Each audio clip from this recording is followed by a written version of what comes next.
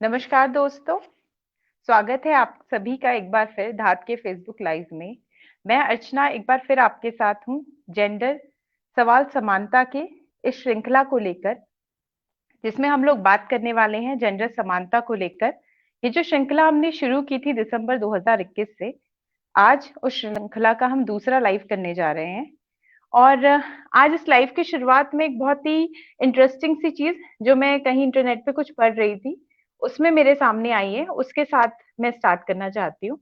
क्या आप लोग जानते हैं मेघालय जो नॉर्थ ईस्ट में है भारत के, वहां पर एक ऐसा समाज है, एक ऐसी जाति है, खासी और गेरू जाति उन्हें कहा जाता है, जहां पर की मातृ सत्ता है। पितृसत्ता क्या होता है, क्या वो सब, अभी हम हमारे साथ निशा जी हैं, हम उनसे बात करेंगे तब हमें शायद ज्यादा चीजें समझ में आएंगी। लेकिन वहां पर क्या होता है, जो परिवार की घर की सबसे छोटी बेटी होती है उसको सारे परिवार की जो प्रॉपर्टी, जमीन जायदाद जो भी होता है वो ट्रांसफर होती है। और वहां पर शादी के बाद पुरुष यानी कि दूल्हा पति जो होता है वो अपने ससुराल में अपनी सास के घर में जाकर के रहता है। और जो बच्चे होते हैं उनको उनकी माँ का नाम, सरनेम ट्रांसफर होता है, उनकी माँ का सरनेम उन्हें मिलता है। और यही नहीं, अगर किसी घर में किसी कपल को बेटी नहीं है, सिर्फ बेटा है, तो ये बहुत बुरा माना जाता है। और इसलिए वो लोग बेटी अडॉप्ट करते हैं। और उस बेटी को फिर उनकी सारी प्रॉपर्टी, सारी इनहेरिटेंस जो है वो ट्रांसफर होती है। ये बहुत एक इंटरेस्टिंग सी चीज मुझे लगी, जो कि दुनिया में बहुत कम ऐसी जगहें हैं, शायद गिनती की होंगी, जहां पर ये चीज होती है। और यही नहीं, वहां पर जो ये सरनेम है ये माँ का तो चल ही रहा होता है, लेकिन साथ ही जो बूढ़े माँ बाप होते हैं, पेरेंट्स होते हैं, उनको देखने की जो जिम्मेदारी होती है वो भी बेटी के ऊपर होती है। और अपने भाई बहनों को पढ़ाना, जो भी मतलब जिम्मेदारी जो हम अमूमन आम समाज में हम लोग देखते हैं, अपने आसपास देखते हैं कि बेटों की समझी जाती है, वहां पर वही जिम्मेदारी जो है वो बेटियां निभाती हैं। तो एक बहुत एक इंटरेस्टिंग सी चीज जो मैंने पढ़ी थी, मुझे लगा आप लोगों से साझा करनी चाहिए। और आगे अब इसी तरह की चर्चा, इसी तरह की बातें हम लोग करेंगे, बहुत सारी चीजें हम लोग समझेंगे जेंडर समानता को लेकर के। और इसी के क्रम में हमारे साथ हैं निशा जोशी जी, जो प्रोग्राम ऑफिसर है रूम टू रीड से। मैं उनका स्वागत करना चाहूंगी। आपका बहुत स्वागत है निशा जी। और धन्यवाद। नि, निशा जी बालिका शिक्षा और जेंडर समानता पर पिछले एक लंबे अरसे से काम कर रही हैं। और आप भी जब उन्हें सुनेंगे तो समझ पाएंगे कि उनकी कितनी एक्सपर्टीज है इस विषय पर। और हमारे लिए बहुत एक गर्व की बात है कि आज वो हमारे साथ हैं और हमसे बहुत सारे विचार वो हमारे साथ साझा करने वाली हैं। तो निशा जी, सबसे पहले तो मैं आपका स्वागत तो कर ही रही हूँ, साथ ही मैं आपसे ये भी जानना चाहूंगी कि जो आपका एक पूरा एक्सपीरियंस रहा है जेंडर समानता के ऊपर, जो आप इतने लंबे समय से काम कर रही है, बच्चों के साथ भी आपने काफी काम किया है, वो कैसा रहा? एक कुछ थोड़े से शब्दों में आप प्लीज हमें बताइए, फिर हम अपना क्वेश्चन आराम से शुरू करेंगे। जी, धन्यवाद अर्चना। तो अर्चना, सन 2011 से मैंने काम करना शुरू किया था इस फील्ड में, और तब से मैं बालिका शिक्षा और महिला सशक्तिकरण के ही इर्द गिर्द काम करती रही हूँ। तो अपने आप में ये जो एक्सपीरियंस है, ये एक तरह से मैं बोलूँगी कि बहुत ज़्यादा मुझे मेरी आंखें खोल देने वाला था, क्योंकि जेंडर एक ऐसी चीज़ है जो, मतलब मैं बहुत बार आपसे बात करते हुए बताती हूँ कि एक प्याज की तरह है कि परत दर परत खुलती रहती है। अभी जी। हमें लगता है चीजें ठीक है, और फिर देखते हैं कि कहीं ना कहीं किसी न किसी तरह से जेंडर डिस्क्रिमिनेशन एक जगह पे, एक इंस्टीट्यूशन में या समाज में किस तरह से गहराई से निहित है। तो अपने आप में और पर एक अच्छी बात इस पूरे अनुभव में मेरी ये रही कि जेंडर एक ऐसी चीज है जो समय और संस्कृतियों के साथ बदलता भी है। तो जहां मैंने बहुत ज्यादा अवसरों की कमी बालिकाओं के लिए देखी, तो वहीं मैंने कुछ समाज में ऐसा भी देखा कि बहुत ज्यादा पॉजिटिव डिविएंट पेरेंट्स हैं, बहुत पॉजिटिव समाज है जो बाहर निकल के लड़कियों को प्रोत्साहित कर रहा है, उनको बराबरी के मौके दे रहा है, अवसर दे रहा है, संसाधन दे रहा है। तो अपने आप में ये बहुत इंटरेस्टिंग है, और इस पूरी जर्नी में मेरी अपना भी जो, मेरा अपना एम्पावरमेंट, मेरी अपनी अंडरस्टैंडिंग भी बहुत ज्यादा डेवलप हुई है इतने कुछ सालों में। जी निशा जी, वो तो मैं हमेशा मतलब कहती हूँ जब भी मुझे मौका मिलता है बोलने का, कि जब भी हम इस तरह के किसी विषय पर काम करते हैं, बात करते हैं, तो हम सिर्फ समाज बदलने के लिए नहीं करते, मुझे लगता है हम सबसे ज्यादा खुद को बदलने के लिए करते हैं। और हम ही बिल्कुल। सबसे ज्यादा शायद बदलते भी हैं। और जो हमारी लर्निंग होती है वही हमारा गेन भी है एक तरह से। समाज तो जब बदलेगा तब बदलेगा शायद, लेकिन अगर हम बदल जाते हैं तो वो सबसे बड़ी बात है मुझे लगता है। तो निशा जी, जैसे आपने कहा अभी कि हम अपने आसपास देख रहे हैं, दुनिया काफी बदल रही है, आज लड़कियों को काफी मौके मिल रहे हैं, छीन रही हैं, कुछ दिए जा रहे हैं, और काफी एक मुकाम लड़कियां हासिल कर भी रही हैं। तो इसी से रिलेटेड मेरा एक क्वेश्चन था कि आज जैसे आम दुनिया काफी बदल रही है, हम अपने आसपास कई लड़कियों को देखते हैं जो स्टीरियोटाइप्स को तोड़ती हैं। स्टीरियोटाइप्स मतलब जो हम समझते हैं कि ये काम बिल्कुल हमेशा से समझे जाते थे कि लड़कों के लिए ही है, या जो एक मानसिकता बन गई है उसको कहीं ना कहीं तोड़ती हैं। आर्मी में लड़कियां आज जा रही हैं, यहाँ अभी मतलब हाल ही में एक फैसला भी है कि एनडीए के थ्रू भी विमेन्स को एंट्रेंस देने की बात हो रही है। तो मतलब ऐसी ऐसी जगह पर जाकर के लड़कियां काम कर रही हैं जहां पे शायद किसी ने कभी सोचा भी नहीं था। पेट्रोल पंप में अभी शाम को मैं पेट्रोल डलवाने गई तो वहां पे लड़कियां काम कर रही है, ड्राइवर अब लड़कियां हैं, बहुत सारे ऐसे प्रोफेशन है जहां कोई सोच भी नहीं सकता था शायद, और बिल्कुल मेल ओरिएंटेड समझे जाते थे, वहां पर लड़कियां काम कर रही हैं। लेकिन इस सब के बावजूद भी हम देखते हैं कि जब भी हम लड़कियों को अगर प्रोत्साहित करने की बात करते हैं, तो चाहे हम दंगल में देखें, जो दंगल मूवी बनी थी, उसका एक डायलॉग बहुत फेमस भी हुआ कि अक्सर लोग यूज करते हैं कि हमारी छोरी छोरों से कम है के। तो जहां पे भी हम लोग देखते हैं लड़कियों को प्रेस करना होता है, या पेरेंट्स यूज करते हैं कि तू मेरी बेटी नहीं है, तू मेरा बेटा है, हम क्यों कंपेयर करते हैं एक लड़की को लड़के के साथ? अगर कोई भी एक लड़की किसी दूसरी लड़की से कुछ बेहतर करती है, तो हम उसे प्रेज करने के लिए कहीं ना कहीं उसका कंपैरिजन एक लड़के से करते हैं, और हम उसको उसकी बहुत प्रेजिंग समझते हैं कि हमने उसकी बहुत तारीफ की है। ऐसा क्यों है? क्या ऐसी मानसिकता है, और इसे कैसे हम लोग चेंज कर सकते हैं? ओके। तो अर्चना, जितना मैं समझ पाई हूँ, अगर हम अपने समाज को देखें और खासकर भारतीय समाज को देखें, तो हम लोग देवियों की बहुत पूजा करते हैं। हमारी बहुत सारी देवियां हैं, दुर्गा है, लक्ष्मी है, सरस्वती है, और इनका मतलब कुछ ना कुछ प्रत्येक देवी देवताओं की कोई विशेषताएं भी है। हालांकि जब समाज में देखते हैं तो बिल्कुल एक विरोधाभास दिखता है कि जो हमारी भारतीय मानसिकता में निहित है कि कहीं ना कहीं देवी देवियों की तो बहुत पूजा हो रही है, लेकिन जो लड़कियां हैं, जो महिलाएं हैं, उनको अभी भी द्वितीय दर्जे का नागरिक के तौर पे देखा जाता है। मतलब इनइक्वालिटी सारी दुनिया में है, लेकिन भारत और कुछ एशियन देशों में कहीं ना कहीं शुरुआत से ही प्रायोरिटी जो दी जाती है, प्राथमिकता जो दी जाती है, वो मेल चाइल्ड को दी जाती है। अब इसके कुछ मुख्य कारण अगर मैं समझ पा रही हूँ, तो वो ये है कि एक तरह से कहीं ना कहीं अभी भी जिस तरह से हमारे समाज में जितने कस्टम्स हैं, जितने रिचुअल्स हैं, वहां पर कहीं ना कहीं जो थॉट प्रोसेस है वो आज भी लड़कियों को एक तरह से फाइनेंशियल बर्डन मानता है। क्योंकि बहुत सारी चीजें हैं, दहेज हमारे यहाँ प्रतिबंधित है, फिर भी चल रहा है। लड़कियां अगर लड़कियों पे पढ़ाई के लिए भी इन्वेस्ट करती है, तो ये माना जाता है कि वो बाद में बाहर जाएंगी और फिर वो जितना भी इन्वेस्टमेंट होगा वो दूसरे घर में यूज होगा। तो कहीं ना कहीं इस चीज को लेके है। फिर दूसरा, एक और हमारे वहाँ एक सोच है कि जो वंश होता है वो पुरुष ही बढ़ाते हैं। तो वंश को लेके भी एक प्राथमिकता दी जाती है पुरुष को। और साथ ही साथ जो आपने अभी बात की, आप मेट्रिलिनियल सोसाइटी की बात कर रहे थे मेघालय की, पर हमारे वहाँ जो सोसाइटी है, अमूमन जो मेजोरिटी है वो पेट्रीलॉकल है, मतलब जहाँ पर एक लड़की शादी के बाद अपने ससुराल चले जाती है।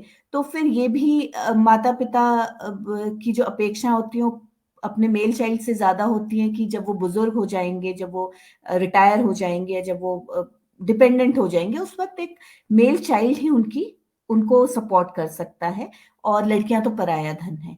तो एक ये सोच है। और साथ ही साथ जब हम बात करते हैं लड़कियों की, और जितने क्राइम्स हो रहे हैं, जो जेंडर वायलेंस हो रहा है, उस पर कहीं ना कहीं लड़कियां आज के दिन में भी वल्नरेबल हैं। तो परिवारों को, समाज को लगता है कि एक लड़की का होना एक एडेड रिस्पॉन्सिबिलिटी, एक एडेड बर्डन हो जाती है, उनको संभाल के रखना, उनकी रक्षा करना। तो बहुत जगह परिवारों की गरिमा से लड़कियों को जोड़ा जाता है। तो जब भी अगर कोई लड़ाई झगड़े हैं, तो सबसे ज्यादा वल्नरेबल, सबसे ज्यादा जिसपे हमला किया जाएगा वो एक लड़की होगी। ये और जैसे हम साथ ही गालियां देखते हैं। जी। गालियां देते हैं, हमला करते हैं, बहुत सारे जेंडर बेस्ड वायलेंस है।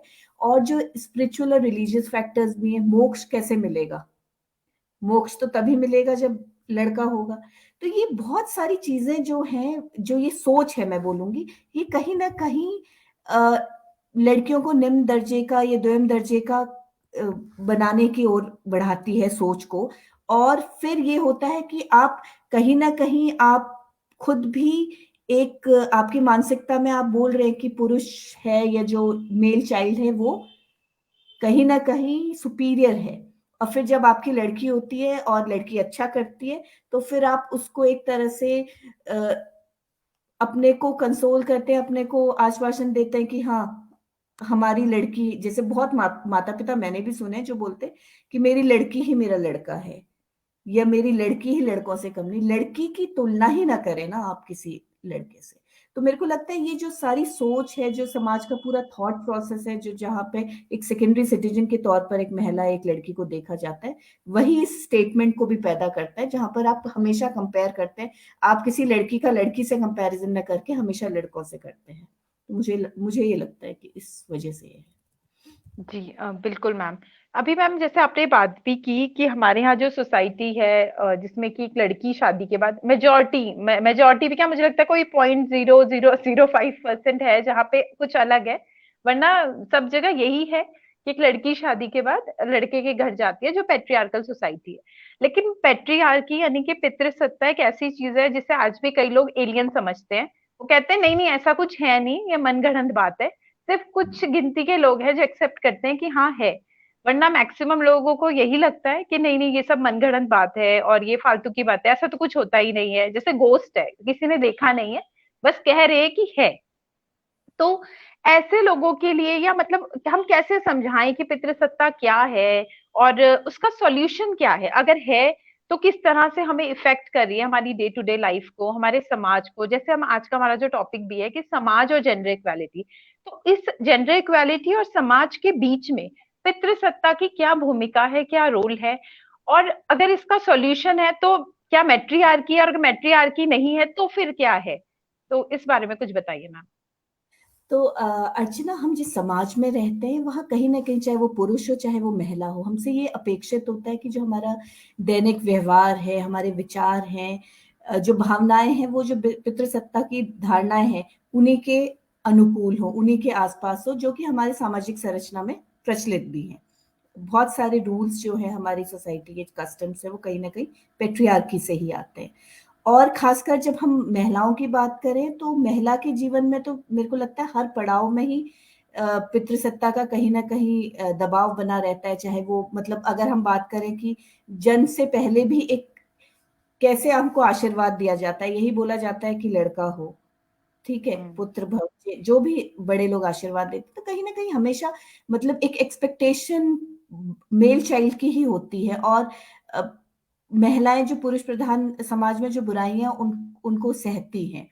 तो पितृसत्ता अपने आप में एक यूनिक, मेरे को लगता है, कॉन्सेप्ट है, और ये पूरे विश्व स्तर पे प्रचलित है, ऐसा नहीं है कि भारत ही में। लेकिन कभी कभी ऐसा होता है कि कोई चीजें जब जिस पे ध्यान नहीं दिया जाए, या जो हमेशा से चलती आती हैं, उसको नेचुरल भी हम मानने लगते हैं, और फिर जब हम जैसे कुछ लोग उस पे उंगली उठाते हैं या बात करते हैं उसके बारे में, तो फिर जो व्यक्ति उसको बिल्कुल जो ये मान चुका है कि ये तो है ही, होता ही आ रहा है, जिसने कभी उसके बारे में क्वेश्चन ही नहीं किया, उसको कुछ अलग नहीं लगा, कोई अटपटा नहीं लगा, तो उसको लिए तो वो एलियन ही कॉन्सेप्ट होगा। उसके लिए चाहे वो फिर जेंडर इक्वालिटी की बात हो, चाहे वो पेट्रियार्की की बात हो, तो वो एलियन कॉन्सेप्ट ही होगा, उसको वो भूत ही लगेगा, जो कि शायद नई पीढ़ी के दिमाग में उपज रहा है, ये वो मानेगा। तो कहीं ना कहीं मेरे को लगता है भारतीय समाज में विशेष रूप से, अगर हम पितृसत्ता के मानदंड और मूल्यों की बात करें, तो जो हमारी जाति और धार्मिक इनइक्वालिटीज रही हैं, जो रिलीजियस इनइक्वालिटीज रही हैं, उसका ये परिणाम है। और इसके रीसेंट एग्जाम्पल ये भी हो सकते हैं, मैं अभी कल परसों ही कहीं पढ़ रही थी, तो जिस तरह से हमारे बहुत सारे धार्मिक संस्थानों में महिलाओं की एंट्री अभी तक बैन बंद है, है, तो बैन है। वहाँ सरकार ने उस बैन को हटा भी दिया। समाज की तरफ से कितना ज्यादा उस चीज का विरोध हो रहा है। तो इसी तरह से जब ये पितृसत्ता होती है, जो सोशलाइजेशन का प्रोसेस होता है, तो उसमें जो पेट्रियार्की की जो वैल्यूज होते हैं, जो थॉट्स होते हैं, वो भी एक पीढ़ी से दूसरी पीढ़ी पे ट्रांसफर होते हैं। और कहीं ना कहीं फिर वो उस सारे वैल्यूज को एक व्यक्ति इंटरनलाइज भी कर लेता है, चाहे वो महिला हो चाहे वो पुरुष हो, क्योंकि वो जैसे और वैल्यूज परिवारों में आगे बढ़ती जाती है, उसी तरह से पेट्रियार्की भी आगे बढ़ती जाती है। अब यहाँ पे आपका जो सवाल था कि इसको कैसे हम लोग, इसका सॉल्यूशन क्या है और इसके इम्पैक्ट क्या है। इम्पैक्ट तो बहुत ज्यादा है। सबसे ज्यादा पेट्रियार्की का इम्पैक्ट है अवसरों की कमी। तो किसी पेट्रियार्की की वैल्यूज के चलते हुए किसी महिला के लिए अवसर सीमित हो जाते हैं, किसी पुरुष के लिए अवसर सीमित हो जाते हैं, क्योंकि वहां से कहीं ना कहीं जो जेंडर रोल्स डिराइव्ड हुए हैं उसी के उस पिंजरे में हम लोग कैद हो जाते हैं, उस बॉक्स से हम लोग बाहर ही नहीं निकल पाते। तो इसको समझने के लिए पहले से हमें सोचना पड़ेगा कि हमारा सामाजिकरण किस तरह से होता है।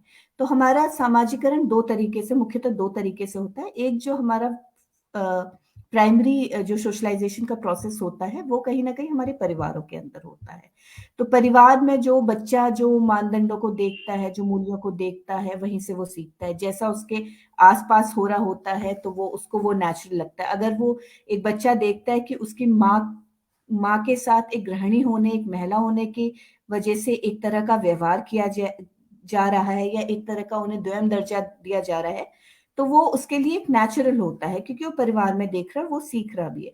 तो इसका एक छोटा एग्जाम्पल, अगर एक लड़का या लड़की देख रहे हैं कि परिवार में जो महिलाएं हैं वो पुरुषों के खाना खाने के बाद ही खाना खाती हैं, तो उस जब वो बड़ा होगा, चाहे वो लड़का है, तो अगर घर की महिलाएं उसके बाद खाना खाएंगी तो उसको वो बहुत नेचुरल लगेगा, क्योंकि वो हमेशा से ये देखता है। और हम्म। अगर लड़की है और उसको मौका ये बाद में मिलता है खाना खाने का, तो उसके लिए भी वो नॉर्मल होगा, क्योंकि वो अपने परिवार में यही देखती आई है।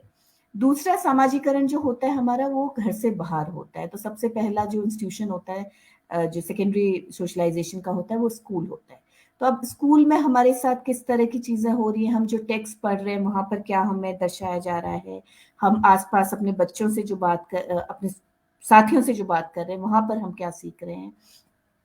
साथ ही साथ हमारे साथ टीचर्स का क्या व्यवहार है, क्या मैं लड़की हूं तो मेरे साथ अलग तरह का व्यवहार है, या मैं लड़का हूं तो मेरे साथ अलग, या मुझसे अपेक्षित क्या है समाज में। मैं लड़की हूं तो मुझे एक सर्टेन तरीके से तैयार होना, बोलना, एक सर्टेन तरीके के स्किल्स सीखने की, और एक सर्टेन तरीके से सोचने की अपेक्षा है। वहीं अगर मैं एक बालक हूं तो मुझसे अलग तरह की अपेक्षा है। तो ये एक समाजीकरण का प्रोसेस है जहां पर हम सब ये पितृसत्ता के जो जितने भी धारणाएं होती है हमारे पास आती हैं। अब अगर हम सॉल्यूशन की बात करें तो सॉल्यूशन भी ये जो हमारा प्राइमरी सोशलाइजेशन और हमारा जो सेकेंडरी सोशलाइजेशन है वहीं पर होगा। तो कहीं ना कहीं जब परिवारों में हमारे बच्चे होते हैं तो हमें बच्चों को ये विश्वास दिलाने की बहुत ज्यादा जरूरत है कि कोई भी काम हो वो हर किसी के लिए होता है। तो हम कभी भी, चाहे वो हाउस होल्ड कोर्स हो, चाहे वो बाहर की काम हो, उसमें कोई डिविजन ना करें। वहां पर अगर हाउस होल्ड कोर्स है तो अगर मैं बर्तन मांजती हूँ तो मेरे पार्टनर जो है वो भी बर्तन मांजे, या ऐसा कोई रिस्पॉन्सिबिलिटी ना हो कि बर्तन मांजना, ये रोटी बनाने का काम तो घर की महिला ही का है, ये चीजें उनके साथ ना है। तो जब बच्चे देखेंगे इस तरह का कि घर के अंदर हाउस होल्ड में कोई इस तरह का जेंडर रोल डिविजन नहीं है, फिर वो बाहर की दुनिया में भी देखेंगे कि ऐसा कोई जेंडर रोल डिवीजन नहीं है। हर तरफ हर किसी को इक्वल अपॉर्चुनिटी है, जो उसकी पसंद का काम है, अपनी चॉइस का काम है, वो व्यक्ति कर सकता है। तो वो भी फिर इसी तरह से सोचेंगे, और वो भी एक जेंडर इक्वल सोसाइटी की तरफ उनका माइंडसेट आगे बढ़ेगा। साथ ही साथ जो हमारा सेकेंडरी सोशलाइजेशन के इंस्टीट्यूशंस होते हैं, जहाँ पर स्कूल है, वहाँ पर स्कूल्स के अगर मैं उदाहरण, वहाँ भी इस तरह का जेंडर इक्वल एक माहौल हमें करना पड़ेगा, जहाँ पर हर जेंडर के व्यक्ति को बराबर के मौके मिले। और भी हमारी बहुत सारी चीजें हैं जहाँ पर हम बोलते हैं कि हमारे जो टेक्स्ट बुक्स हैं वो इस तरह की हों कि कोई भी जेंडर स्टीरियोटाइप को प्रमोट ना करे। और अगर वहाँ ऐसा कुछ कहानी है तो वहाँ ये ना दर्शा जाए कि रसोई का काम तो महिला ही कर रही है, या बाहर का काम तो पुरुष ही कर रहा है, या जब बच्चे को पैसे की जरूरत हुई तो उसको पिता के ही पास जाना पड़ा, क्योंकि पिता ही मुखिया है परिवार का, वही पैसे कमाते हैं, तो वही उन्हीं से वो लेंगे। तो इस तरह से जब बहुत सारी चीजों पे बच्चों को नया एक्सपोजर मिलेगा, और कभी कभी ऐसा होगा कि घर में तो वो एक्सपोजर नहीं मिल रहा है, पर सेकेंडरी जो सोशलाइजेशन है वहां वो एक्सपोजर मिल रहा है, तो वो वापस घर आके क्वेश्चन करेगा, वो सोचेगा उस बारे में, और फिर वो सवाल उठाएगा अगर इस तरह का कुछ होता है। तो ये सारी चीजें एक, मतलब जो भी हमारा नया, जो हमारी नई जनरेशन है, वहां पर ये बहुत ज्यादा जरूरी है कि हम इस तरह की बातचीत, इस तरह के डायलॉग, ऐसा एक्सपोजर उन्हें दें। तो धीरे धीरे फिर जो पेट्रियार्की है उसका सॉल्यूशन भी आएगा, पर ये बहुत बहुत डीप रूटेड है, तो बहुत समय लगेगा। जी जी निशा जी, जैसे आप कह रहे थे अभी एजुकेशन सिस्टम की हम बात कर रहे थे, क्योंकि आप खुद बालिका शिक्षा को लेके काम कर रहे हैं, बहुत सारे स्कूल्स में आप लोग काम करते हैं। और मतलब मुझे जो शायद सबसे पहले ध्यान आया वो छोटे बच्चों की हम पोयम्स देखते हैं, बहुत बिल्कुल एक जो नर्सरी वाली राइम्स होती हैं, उसमें भी हम शायद बचपन में जो सुनते थे, या अभी भी कई शायद है कई जगह स्कूल्स में एक है कुछ, मम्मी जी की रोटी गोल, पापा जी का चश्मा गोल। ऐसा गोल पापा, है, हाँ गोल है। जी जी। बिल्कुल। तो इस तरह का जो हमारा करिकुलम है पूरा, मतलब एक क्या कह सकते हैं, एक पूरा जाल एक तरह से बिछा हुआ है कि आप एक तरफ से भी अगर कोशिश करें तो इतना ज्यादा फैला हुआ है कि मुझे लगता है बहुत मेहनत भी लगने वाली है, समय भी लगने वाला है। और इसके साथ ही जैसे हम टेक्स्ट बुक्स में देखते हैं, अगर इस तरह की जो पोएम्स होती है उनके साथ पिक्चर्स भी हम ऐसे दिखाते हैं कि मम्मी बैठ करके रोटी बना रही हैं, पापा न्यूज़पेपर पढ़ रहे हैं, कुछ मतलब अगर बहन है तो वो डॉल्स से खेल रही है, भाई है तो वो बैडमिंटन खेल, मतलब इस तरह का जो पूरा करिकुलम में ही है। तो जेंडर इक्वालिटी को एजुकेशन सिस्टम से जोड़कर, या जैसे अभी हाल ही में एनवायरमेंटल साइंसेज कुछ साल पहले से एडअप हुआ है, तो जेंडर इक्वालिटी को लेकर के करिकुलम में ऐड करने को लेकर के मतलब क्या विचार है आपके, और इसे कैसे इम्प्लीमेंट किया जा सकता है? अ, अगर हम जेंडर इक्वालिटी और करिकुलम की बात करें तो हमें 2-3 चीज़ों में इसको देखना पड़ेगा। जी सॉरी, मेरे यहाँ लाइट चली गई है। हाँ, तो मतलब यहाँ पे भी हुआ ऐसा जी। तो यहाँ पर हमें देखना पड़ेगा कि करिकुलम में किस-किस तरह से जेंडर स्टीरियोटाइप प्रमोट होते हैं। दो अभी आज की बात करें तो बहुत सारे जेंडर लेंस से टेक्स्ट बुक रिव्यू हो गए हैं, बहुत सुधार हो गया है बुक्स में। स्टिल हम अगर देखें तो एक होता है हमारा टेक्स्ट, जहाँ पर कंटेंट दिया जाता है, वहाँ पर हम हमारे जेंडर स्टीरियोटाइप प्रमोट होते हैं। दूसरा हमारा होता है इलस्ट्रेशंस, जहाँ पर जो चित्र दिए होंगे वहाँ पर। तो यहाँ पे हमें थोड़ा-सा देखना पड़ेगा कि, और कभी-कभी हमारे सब्जेक्ट भी बहुत मेल सेंट्रिक हो जाते हैं। तो अगर मैं कहूँ कि किसी बच्चे से अगर ये पूछा जाए हिस्ट्री के चैप्टर में कि आप 10 महिला स्वतंत्रता सेनानियों का नाम करें, तो बच्चे के लिए मुश्किल हो जाएगा, क्योंकि जो हिस्ट्री है बहुत मेल सेंट्रिक हो गई। हालाँकि महिलाओं की स्वतंत्रता संग्राम में बहुत बड़ा योगदान था, पर महिलाओं का नाम शायद टेक्स्ट नाम बुक में। नहीं है जी। तो ये इलिस्ट्रेशंस की बात करें हम तो इलिस्ट्रेशंस में बहुत बार ऐसा होता है कि बहुत सारे चित्र ऐसे दर्शाए जाते हैं जहाँ पे स्टीरियोटाइप, जो आप भी बोल रहे थे कि किचन के काम, महिलाओं का एक सर्टेन रोल, बच्चों का केयर जॉब्स जो हैं वो महिलाएं कर रही हैं, वो सारी चीजें होती हैं। और फिर अगर हम भाषा की बात करें तो बहुत बार भाषा भी बहुत ज्यादा स्टीरियोटाइप को प्रमोट करती है, जहाँ पर एक मैं मतलब अगर एक लड़की की छवि दिखाई गई है तो वो बहुत ही इस तरह की छवि दिखाई गई है कि बहुत ही शांत, शर्मीली, सबकी बात मानने वाली, उस तरह से है। और अगर एक लड़के की बात की जा रही है तो वो बहुत दृढ़ है अपनी बात को लेके, वो बहुत ज्यादा एक्टिव है, प्रोएक्टिव है, बहुत बहादुर है। तो उस तरह से भी बहुत बार वर्णन होता है पुरुष और महिला के रोल का भी। और साथ ही साथ एक सर्टेन टाइप की बॉडी टाइप को बहुत प्रमोट किया जाता है। अगर लड़की की बात करें तो लड़की अगर दिखाई जा रही है तो लड़की हमेशा छरहरी, पतली, दुबली, लंबे बाल, गोरी, इस तरह से होते हैं। तो पर अमूमन लड़कियां ऐसी नहीं होती हैं। लड़कियां या पुरुष दोनों ही ऐसे नहीं होते हैं। अलग अलग बॉडी शेप के लड़के लड़कियां होती हैं, अलग अलग रंग के होते हैं, बाल अलग अलग तरीके के होते हैं। तो हमें इस तरह से बहुत ज्यादा इंक्लूसिवनेस दिखानी होगी। कोई बच्चा व्हील चेयर में भी आता है स्कूल में, कोई बच्चा के हाथ में कुछ परेशानी होती है, तो हमें हमारा जो जितना भी कार्यक्रम है बहुत इंक्लूसिव होना चाहिए, साथ हर धर्म के बच्चों को दर्शाया जाना चाहिए, और इसी तरह से किसी भी स्टीरियोटाइप को प्रमोट नहीं करना चाहिए। दो लकीली अभी हमारा कंटेंट बहुत रिव्यू हो चुका और ऐसी चीजें बहुत कम हैं। लेकिन अगर अभी भी ऐसी कोई चीज रह जाती है तो यहाँ पर टीचर का एक बहुत बड़ा रोल आ जाता है। यहाँ पर टीचर को एक, जब टीचर उस पाठ को पढ़ाने की तैयारी कर रहे हैं तो टीचर का एक रिस्पॉन्सिबिलिटी बन जाती है कि जब वो कंटेंट को क्लास में ट्रांजैक्ट करें तो वहां पर उसको एक वो जो कंटेंट जेंडर स्टीरियोटाइप हो सकता है, या कोई एग्जाम्पल मतलब किसी चीज को बढ़ावा दे सकता है क्लासरूम के अंदर, तो वहां पर वो अपनी तरफ से कुछ ऐसे एग्जाम्पल्स लाएं जो कि जनरल इक्वालिटी की ओर हों, जो बच्चों को एक नया नजरिया प्रदान करे। तो वो बहुत जरूरी हो जाता है क्लासरूम ट्रांजेक्शन में। जी जी निशा जी। और अभी मैं एक बात ऐड करना चाहूंगी, सॉरी, कि आज मैं बताना भूल गई स्टार्टिंग में कि तन्मय ममगाई जी को भी हमारे साथ जुड़ना था, लेकिन फैमिली में किसी मेडिकल इमरजेंसी के चलते वो नहीं ज्वाइन कर पाए हैं। तो उन्होंने कहा था अगर वो कोशिश करेंगे इन बिटवीन अगर सेशन के वो जुड़ पाए तो, बट खैर वो हम लोग देखते हैं। तो मैम वैसे मेरा प्रश्न ममगाई जी से होने वाला था, क्योंकि मैं इसमें एक पुरुष पक्ष जानना चाहती थी, लेकिन क्योंकि वो नहीं जुड़ पाए उनसे हम फिर कभी जरूर पूछेंगे। लेकिन फिलहाल मैं आपसे पूछना चाहती हूँ कि जब भी हम लोग जेंडर इक्वालिटी की बात करते हैं, जेंडर समानता की बात करते हैं, तो अक्सर लोगों को यही लगता है कि हम महिलाओं की बात कर रहे हैं, महिलाओं के मुद्दों की बात कर रहे हैं, महिलाओं के हितों में बात कर रहे हैं और पुरुषों के खिलाफ बात कर रहे हैं। लेकिन जबकि ऐसा बिल्कुल नहीं है, लेकिन क्योंकि जब हम जेंडर समानता की बात करते हैं तो हम महिला पुरुष और जो अन्य हैं बिल्कुल। उनके बारे में भी बात कर रहे हैं। तो अगर हम पुरुषों की बात करें तो अगेन जो पैट्रियार्की का हमें लगता है कि पुरुष जो है वो सत्ता में है और उनके लिए सारे उसके पर्ल्स हैं, सारे जेम्स उनके लिए हैं, वो राज कर रहे हैं। लेकिन उसका एक बहुत बड़ा खामियाजा पुरुषों को भी भुगतना पड़ता है, जेंडर इनइक्वालिटी का, पितृसत्ता का। जो एक बहुत बड़ा प्रेशर उनके पास होता है फैमिली के ब्रेड बटर को लेकर के, मतलब जो फैमिली का, जो हमारे यहाँ एक लोकल लैंग्वेज यूज होता है भरता भरतार, कि मतलब पालन पोषण करने वाला पालक फैमिली का। तो जो एक फाइनेंशियल प्रेशर उनपे होता है, जो कि मतलब मुझे बिल्कुल भी शर्म नहीं है कहने में, लेकिन लड़कियों के लिए थोड़ा इजी होता है कि आपने अपनी ग्रेजुएशन कंप्लीट की, पोस्ट ग्रेजुएशन कर ली, तो आपको एक बहुत अच्छी जॉब वाला लड़का इजीली शादी के लिए मिल जाता है, आप अच्छे से शादी करके सेटल हो सकते हैं।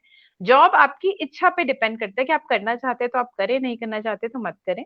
लेकिन प्रेशर उतना नहीं होता है आजकल, हालांकि होने लगा है, लेकिन फिर भी as compare to the males. लेकिन लड़कों के ऊपर मतलब 12th करते ही फिर ऐसा प्रेशर आ जाता है कि जॉब करनी है, जॉब बहुत अच्छी होनी चाहिए, इसलिए कॉम्पिटिटिव एग्जाम्स के लेकर, प्रोफेशनल कोर्सेज को लेकर बहुत सारे इस तरह के pressure. At the same time हम लोग देखते हैं कि घरों में ऐसा बहुत होता है कि चाहे भाई है वो 10 साल का है, लेकिन वो 18 साल की दीदी के साथ उसको छोड़ने जाएगा एज अ बॉडी गार्ड। वो एक रहता है जा तू दीदी को छोड़ा, चाहे दीदी 18 साल की है, डजेंट मैटर, भाई कितने भी, लेकिन वो भाई है। तो वो जो एक अगेन उनपे प्रेशर होता है प्रोटेक्टर वाला कि आप रक्षक हैं, आपको रक्षा करनी है। जब दिल्ली में दामिनी केस भी हुआ था उस वक्त भी बहुत सवाल उठे थे कि एक लड़के के साथ होते हुए कैसा ऐसा हो गया। तो लड़कों के लिए भी एक मर्दानगी को लेकर जो एक प्रेशर रहता है, तो इसका जो खामियाजा पुरुषों को भुगतना पड़ता है, उसके बारे में मैम आप क्या विचार रखते हैं? हालांकि ये मैं मंगई जी से पूछना चाहती थी कि एक मतलब पुरुषों का क्या पॉइंट ऑफ व्यू है इस प्रेशर को लेकर के, लेकिन हम एज अ फीमेल्स भी ये चीज एक्सेप्ट करते हैं कि ऐसा है। उसको लेकर के मैम एक जेंडर एक्सपर्ट होने के नाते आपके क्या थॉट्स हैं, और उस चीज को हम लोग कैसे, क्योंकि हम लोग देखते हैं हार्ट अटैक्स भी सबसे ज्यादा पुरुषों को ही आते हैं, और रीजन अगेन वही पैट्रियार्की कि आपको रोने नहीं दिया जाता, इमोशनल नहीं होने दिया जाता। आप बचपन से ऐसे सिखा दिया जाता नहीं, क्यों लड़कियों की तरह रो रहे हो, लड़कियां लड़की थोड़ी हो जो रो रहे हो। तो मतलब वो इतना इमोशंस अपने अंदर रखने के लिए ट्रेन किया जाता है बचपन से कि वो एक प्रेशर कुकर बन जाते हैं।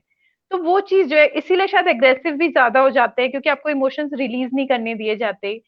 तो उस पूरे जो उनका उनके लिए जो ये पूरा एक एटमॉस्फेयर क्रिएट किया है पेट्रियार्की ने, जो उनके लिए साइड इफेक्ट्स है, उसको आप कैसे देखती है और उससे कैसे डील कर सकते हैं हम लोग वाइल अपब्रिंगिंग आवर चाइल्ड, कि मतलब हम अपने बच्चों को जैसे मतलब बड़ा कर रहे हैं उस टाइम पे हम लोग क्या ध्यान रख सकते हैं इन चीजों का, जिससे कि ये वाली जो इफेक्ट साइड इफेक्ट्स है वो कम इफेक्ट हो बच्चों को। बिल्कुल। तो अर्चना, मैं बिल्कुल अग्री करूंगी, जैसे आपने बोला कि जब भी जेंडर की बात आती है तो एकदम से अगर किसी आम आदमी से बात कर रहे हैं जेंडर को लेके, तो उनको लगता है महिलाओं के मुद्दे हैं, जेंडर महिलाओं का। पर ऐसा नहीं है, जेंडर दोनों ही को इम्पैक्ट करता है, पुरुष को भी और महिलाओं को भी। लेकिन क्योंकि महिलाएं एक वल्नरेबल ग्रुप पहले से रही हैं काफी समय से, तो वो थोड़ा ज्यादा इम्पैक्ट करता है बस। और जहां तक आप बात कर रहे हैं पेट्रियार्की की, तो पेट्रियार्की में जो आप बोल रहे हैं जो दबाव है वो पुरुषों पे भी उतना ही है, क्योंकि देखिए हमारे रोल बांट दिए गए ना। मुझे बोला एक महिला होने के नाते कि तुम रसोई संभालो, और मेरे पार्टनर जो पुरुष एक हैं उनको ये बोला गया कि तुम बाहर की दुनिया, तुम पूरी अर्थव्यवस्था संभालो। ठीक है।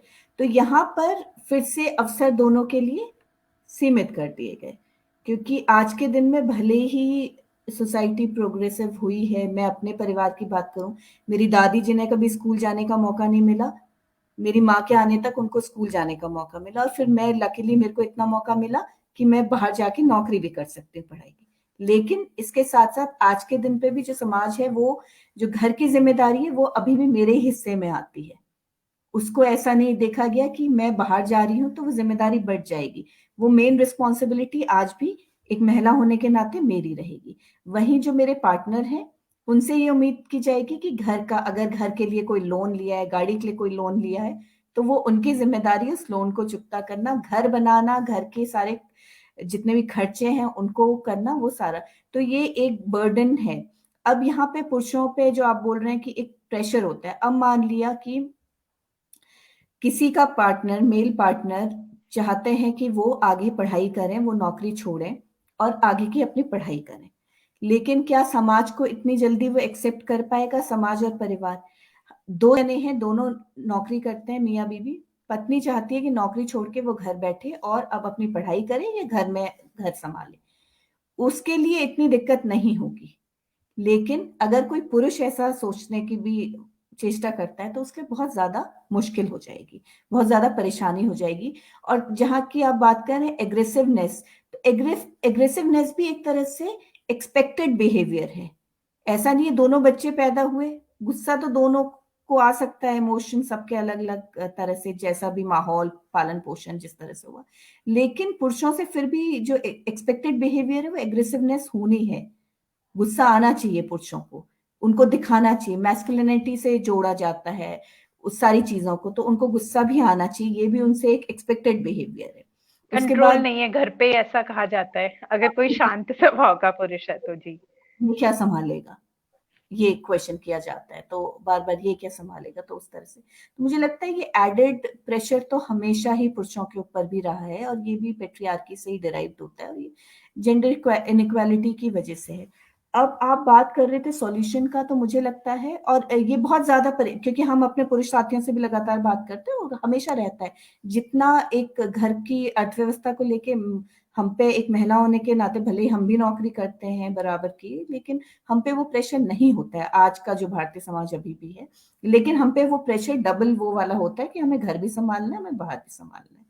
पुरुषों पे वो आर्थिक मतलब आर्थिक मैनेजमेंट का पूरा प्रेशर होता है, जहां पर ये उम्मीद की जाती है कि जो भी घर की अर्थव्यवस्था है वो उन पे है।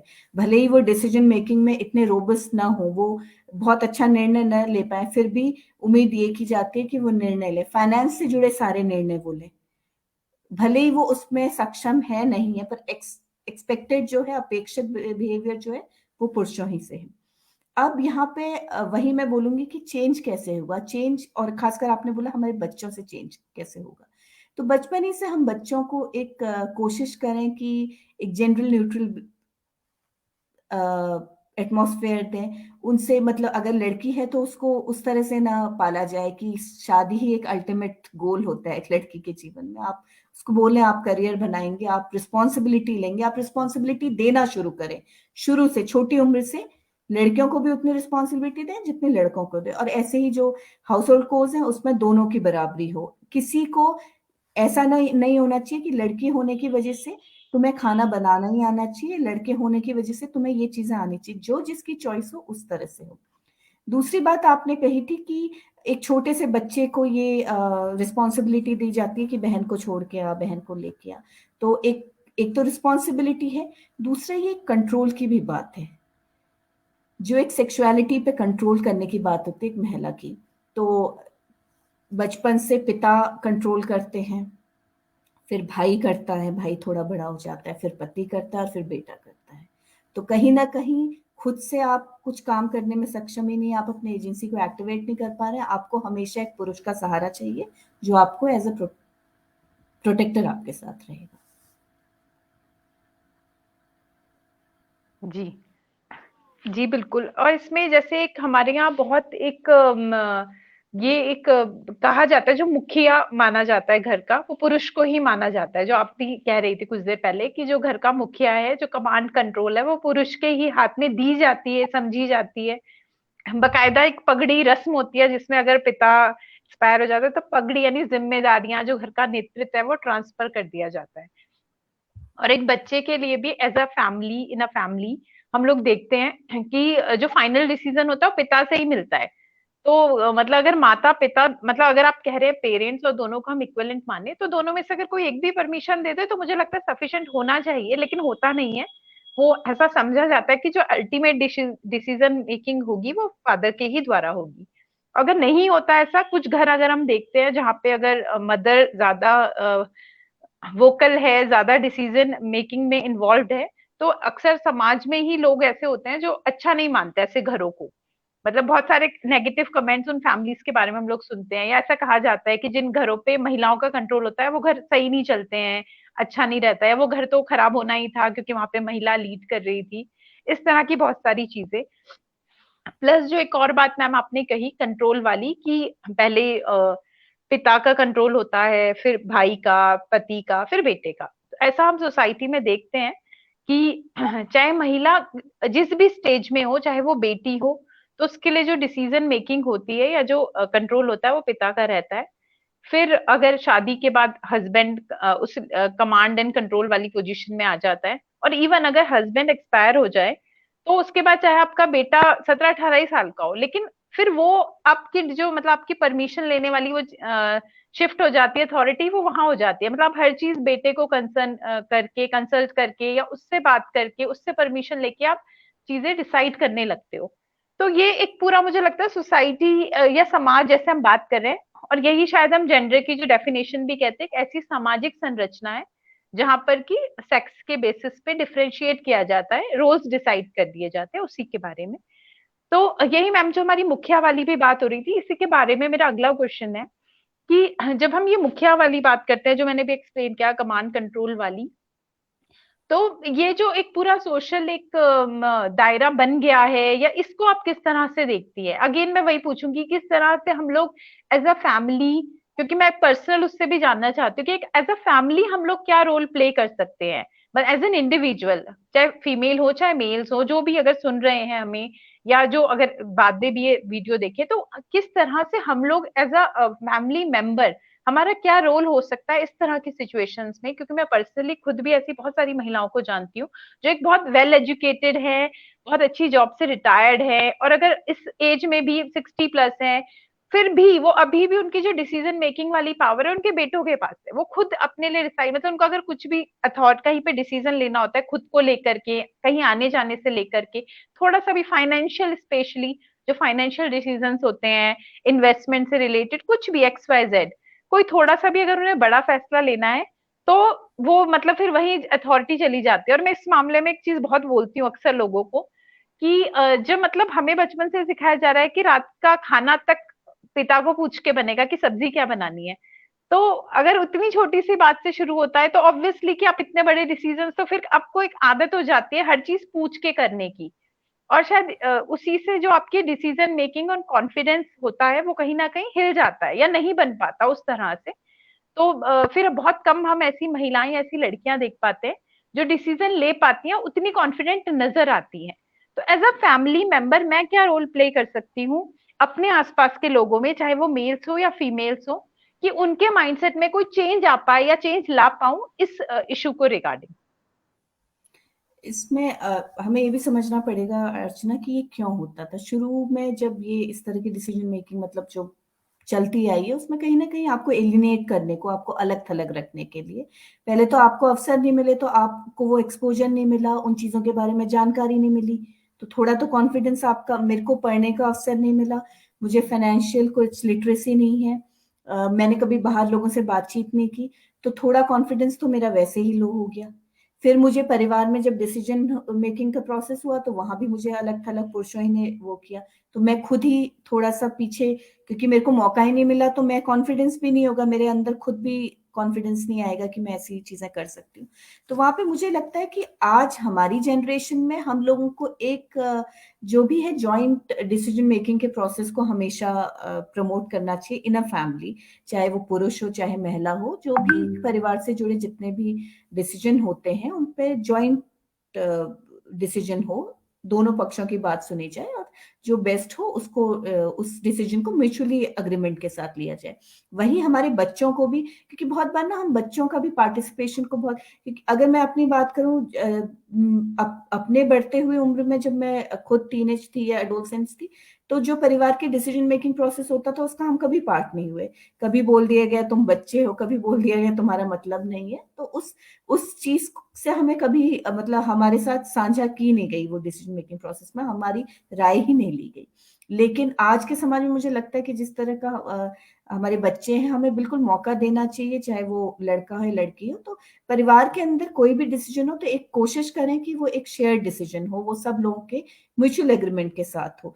तो अगर बच्चे हैं आपके, वो देख रहे हैं कि परिवार में भाई माता पिता दादा दादी भाई बहन सबका बातचीत सुन के एक निर्णय लिया गया है, तो आगे जब वो बड़े होंगे, वो एडल्ट होंगे, वो भी ऐसी प्रैक्टिस करेंगे।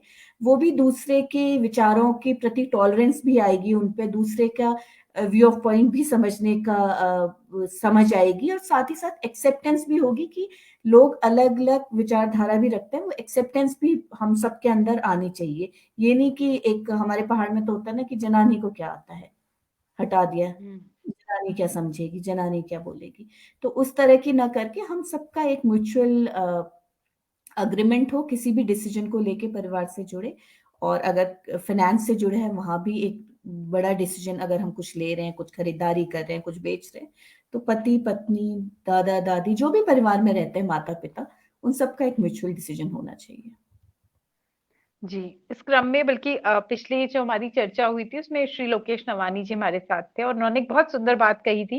तो उन्होंने भी जो इस मुद्दे पे उस दिन हमारी महिला नेतृत्व को लेकर के बात हुई थी और महिला पॉलिटिक्स में क्यों महिलाएं बढ़ चढ़ कर आगे नहीं आ पाती हैं, इस मुद्दे पर बात करते हुए नवानी जी ने बताया था कि हमें जरूरत है महिलाओं की चकबंदी करने की, क्योंकि पहले उनका जो दायरा था वो बहुत सीमित था, आस पड़ोस की महिलाओं तक ही था। और उनकी जो आस पड़ोस की महिलाएं भी थी उनकी समझ भी उतनी ही थी, पढ़ी लिखी नहीं थी, एक्सपोजर नहीं था, तो उनकी जो बातें होती थी वो भी सीमित होती थी कि फलाने की बहू, ये फलाने, मतलब एक वो लिमिटेड, तो वो उससे वो फिर कहावतें भी बनती गई, अच्छा चुगली से लेकर बातों से लेकर कि पेट नहीं भर, मतलब इस तरह की बहुत सारी चीजें कही गई। लेकिन आज के समय में जब महिलाएं पढ़ लिख रही हैं और ना केवल पढ़ लिख रही हैं, पढ़ा भी रही हैं, और पॉलिटिक्स में भी काफी सारी महिलाएं दिखती हैं अब, हालांकि उस लेवल पर नहीं है जैसा होना चाहिए, लेकिन फिर भी, और एक समझ बनी है कहीं ना कहीं, डिस्कशन आज आप और मैं बैठकर इतना डिस्कशन कर पा रहे हैं, इतनी बात कर पा रहे हैं, तो उसके लिए जरूरी है कि महिलाओं को एजुकेट किया जाए। और जो स्पेशली जो ऐसी महिलाएं हैं जिनका एक्सपोजर कम है, उनको एक्सपोजर प्रोवाइड किया जाए एजुकेशन के थ्रू, लिटरेसी के थ्रू, बुक्स के थ्रू। और मतलब जरूरी नहीं है कि अगर ठीक है, अगर कोई महिला एक इस उम्र में है कि उसे लगता नहीं अब मैं स्कूल नहीं जाना है, मुझे पढ़ना उतना नहीं है, तो हम इस तरह की बुक्स उन्हें प्रोवाइड करें जिससे कि उनका एक्सपोजर हो, वर्ल्ड फोरम पे क्या हो रहा है, ग्लोबली क्या हो रहा है उन्हें पता हो, संयुक्त राष्ट्र क्या है उन्हें पता हो, मतलब इस तरह की बहुत सारी चीजें। तो ये उस दिन नवानी जी ने बहुत सुंदर बातें इस पे बताई थी। जी। और मैम एक क्वेश्चन और मैं आपसे पूछना चाहूंगी, जैसे कि हमने जब ये बहस शुरू भी की थी, हमने उस वक्त भी कहा था कि यूनाइटेड नेशंस का जो स्किल डेवलपमेंट प्रोग्राम है और एक अच्छी सस्टेनेबल लिविंग के लिए जो उनके प्रोग्राम्स हैं, उसमें भी उन्होंने जेंडर इक्वालिटी को बहुत प्रायोरिटी में लिया है और टॉप 5 में उन्होंने इसे रखा है एक सस्टेनेबल लिविंग के गोल्स के लिए। तो लेकिन यूनाइटेड नेशन के ही अगर हम development programme for gender equality index की अगर हम बात करें, तो उनकी एक रिपोर्ट के अनुसार दुनिया में कोई भी ऐसा देश नहीं है, कोई भी, जहां पर महिलाओं को पुरुषों के समान, उनसे ज्यादा तो खैर मैं बोलूंगी नहीं, बट उनके समान भी अवसर या राइट्स जो है, अधिकार जो है वो प्राप्त हो, ऐसा कहीं पर भी नहीं है। तो जब हम जेंडर की बात करते हैं मैम, ऐसा कैसे है कि ये एक समाज में या एक देश में ना होकर पूरी दुनिया में फैल गया है, या तो पहले से फैला हुआ है, किस तरह से, मतलब कि ये वर्ल्ड वाइड ये सेम चीज हम लोग देखते हैं। जो एक बहुत छोटा सा एग्जांपल मैंने स्टार्टिंग में मेघालय का दिया था, ऐसे कहीं एक आध हमें अपवाद ही दिखाई देते हैं, बाकी अगर हम मोस्ट ऑफ द वर्ल्ड की बात करें तो हर जगह हमें अनइक्वालिटी जो है वही दिखती है, महिलाओं के लिए स्पेशली।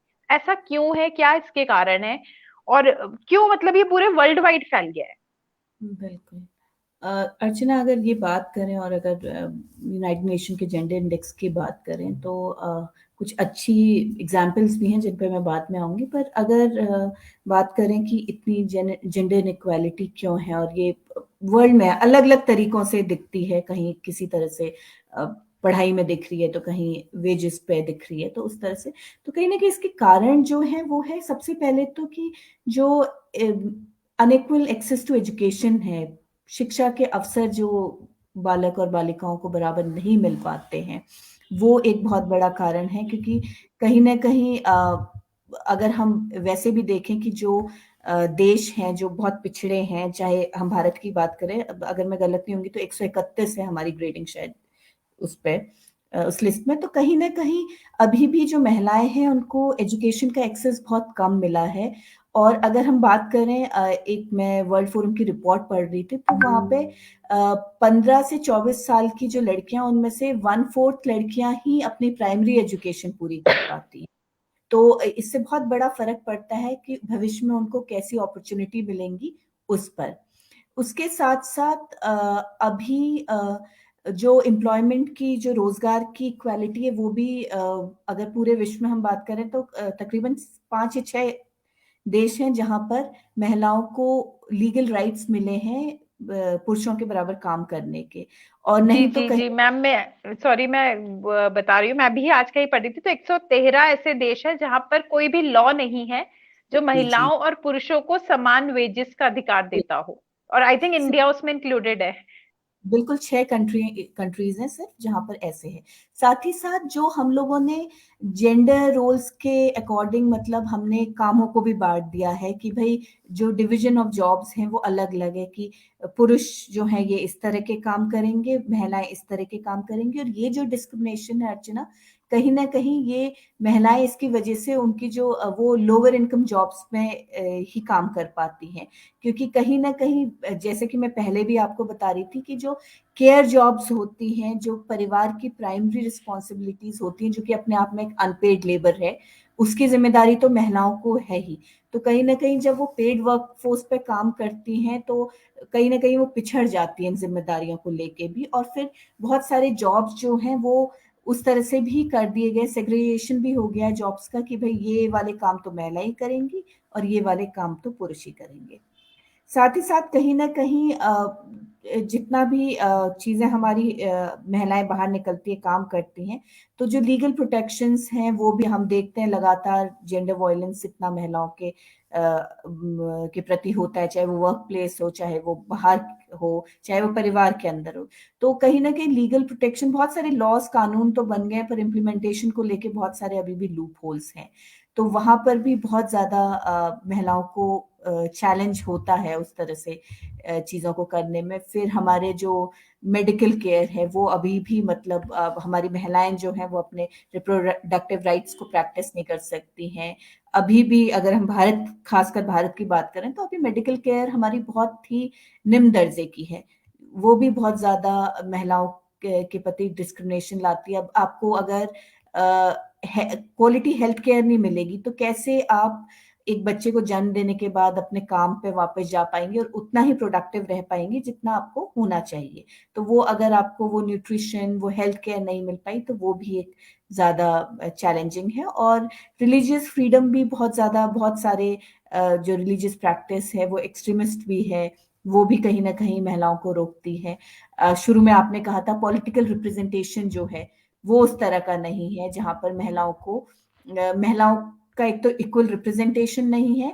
उसके बाद कहीं ना कहीं जो रिप्रेजेंटेशन भी है वो उस तरह का नहीं है कि महिलाओं के मुद्दों को वो आगे बढ़कर वहां पर लेके आए, पटल पे लेके आए, महिलाओं के मुद्दों पे बात हो उस तरह से। तो ये तो बात रही। अब जीडीआई में जो कंट्रीज बहुत अच्छे रैंक में, आइलैंड एक उसमें से एक कंट्री है, और मैं उसके बारे में पढ़ रही थी कि क्या क्या है उनके वहां जो जीडीआई इंडेक्स में वो इतने ऊपर हैं। तो कहीं ना कहीं वहां पर मैं जो पढ़ रही थी वहां पर एक कानून है जो कि बात करता है equal status and equal right of women and main काम को लेके। साथ ही साथ वहाँ equal pay for equal work mandatory है। जो बच्चे के जन्म के बाद जो पेरेंटल लीव होती है वो महिला पुरुष दोनों को मिलती है। और एक जेंडर इक्वालिटी मिनिस्ट्री अलग से बनी हुई है जो कि इंश्योर करती है कि जेंडर इक्वालिटी रहे हर हर स्तर पे। तो मुझे लगता है कि बहुत ज्यादा इंस्टीट्यूशंस में भी बहुत ज्यादा चेंज करने की जरूरत है, हमारे परिवारों के ढांचों पे भी बहुत ज्यादा काम करने की जरूरत है, जहां पर फिर हम लोग चीजें बदलेंगी, धीरे धीरे बदल भी रही हैं और आगे भी और बदलेंगी। जी, धन्यवाद निशा जी। और बहुत अच्छा इंफॉर्मेटिव आज का सेशन रहा, बहुत मजा आया आपसे बात करके, बहुत सारी इंफॉर्मेशन भी मिली। और दोबारा भी हम जरूर आपके साथ बात करना चाहेंगे भविष्य में भी ऐसे बहुत सारे टॉपिक्स को लेके, क्योंकि ये सीरीज हमारी कोशिश रहेगी कि जो श्रृंखला हमने शुरू की है इसे एक लंबे समय तक जारी रखने की। और हालांकि आज तन्मय मंगाई जी हमारे साथ नहीं जुड़ पाए, तो उनसे उनके लिए भी काफी सारे प्रश्न थे मेरे पास, लेकिन निकट भविष्य में हम जरूर कोशिश करेंगे कि वो भी हमारे साथ जुड़े, और आपको भी हम लोग दोबारा आपसे जरूर बात करना चाहेंगे। और thank you so much ma'am हमें ज्वाइन करने के लिए। और हाँ, आशा है सभी को आज का सेशन बहुत अच्छा लगा होगा। और एक मैम फाइनल नोट आप धात के जो भी व्यूअर्स हैं उनके लिए कुछ कहना चाहें तो। बिल्कुल मैं बोलूंगी, हम जेंडर इक्वालिटी की बात करते हैं, हम एक बाहर की दुनिया को देखते हैं, पर हमें खुद पे अपने पे भी काम करने की बहुत ज्यादा जरूरत है। हम लोग खुद भी पेट्रियार्की को कहीं ना कहीं ढोते हैं। तो मेरे को लगता है अपने आप से, अपने परिवार के साथ आपको बहुत ज्यादा काम करने की जरूरत, हम सभी को काम करने की जरूरत है, चाहे मैं हूँ, चाहे आप और अर्चना, चाहे हमारे सारे व्यूअर हैं। और वहीं से धीरे धीरे अपने से जब हम अपने पे बदलाव लाएंगे, परिवार पे बदलाव लाएंगे, तो समाज में बदलाव आएगा। और थैंक यू अर्चना इस वंडरफुल अपॉर्चुनिटी के लिए। और मैं चाहूंगी इस तरह के संवाद लगातार होते रहें। धन्यवाद। जी बिल्कुल मैम, धात की तरफ से हमारी यही कोशिश है कि जो ये एक बहुत सेंसिटिव मुद्दा मुद्दा है जेंडर समानता का, इस पर हम लोग लगातार बात करते रहें और खुद से शुरुआत करें बदलने की, अपने आसपास से। और धीरे धीरे तभी, क्योंकि समाज हम ही लोगों से मिलकर बनता है, जब हम बदलेंगे एक परिवार बदलेगा, और धीरे धीरे सारे परिवार बदलेंगे तो समाज भी जरूर बदलेगा। तो जैसा कि निशा जी ने कहा, हम लोग शुरुआत करेंगे खुद से और धीरे धीरे कोशिश करेंगे कि हम और हमारे आसपास की चीजें बदले। और हम अपने परिवारों से कोशिश करें एक जेंडर इक्वल माहौल बनाने की, जेंडर समान समाज बनाने की, जहां पर कि लिंग के आधार पर कोई भी भेदभाव ना हो, जो भी रोल्स हो वो सबके लिए समान हो, अवसर सबके लिए समान हो, अधिकार सबके समान हो, और जिम्मेदारियां भी सबकी समान हो। इसी के साथ मैं एक बार फिर से धन्यवाद करना चाहूंगी निशा जी का और सभी व्यूअर्स जो भी हमारे साथ जुड़े थे। और बहुत जल्द हम लोग फिर जुड़ेंगे एक और लाइव सेशन में। तब तक के लिए धन्यवाद।